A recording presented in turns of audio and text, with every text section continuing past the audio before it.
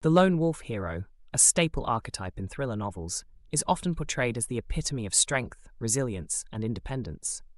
This character, who stubbornly refuses help or advice, choosing instead to face dangers head-on alone, is deeply ingrained in the genre's lore. However, this glorification of solitude and rejection of assistance carries significant psychological red flags, suggesting an unhealthy portrayal of isolation and communication that is far from admirable. At the heart of the lone wolf's appeal is the notion of solitary resilience, a character's ability to overcome any obstacle without reliance on others. This trait, while seemingly valiant, masks underlying issues related to poor coping mechanisms and an aversion to vulnerability. Psychological analysis reveals that such behavior can be symptomatic of deeper emotional or mental health issues, including depression, anxiety, and antisocial tendencies.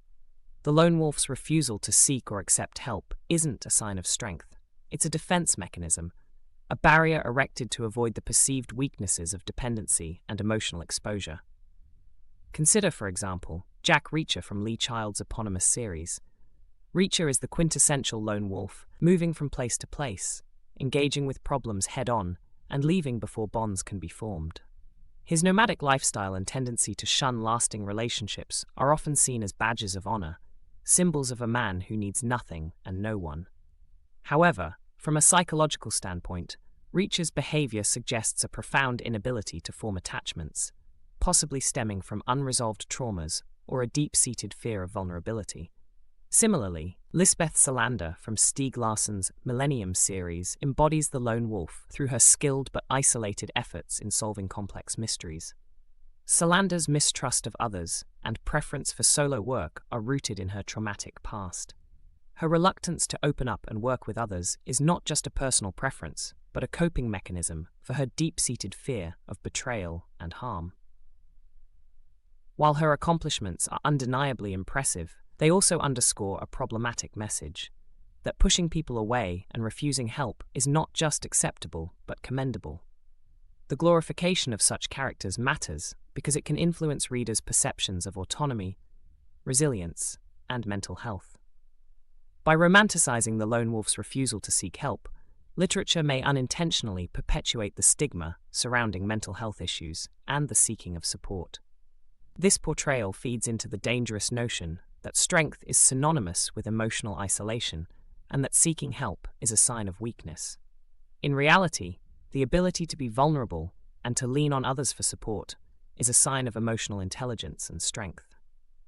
Moreover, the lone wolf archetype can contribute to unrealistic expectations about problem-solving and coping in real life.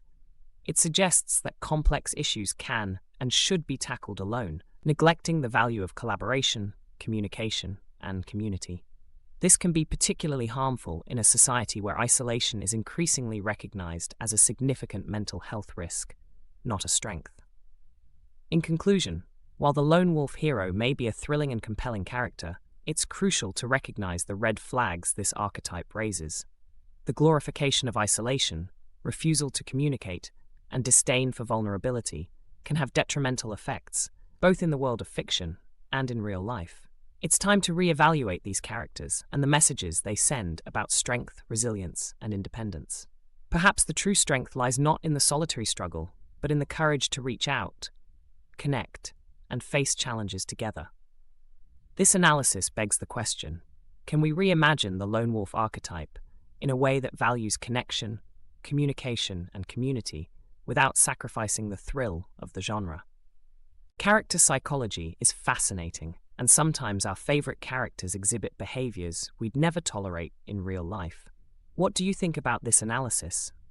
Are there other characters with red flags I should cover? Let me know in the comments. Your suggestions help shape future videos.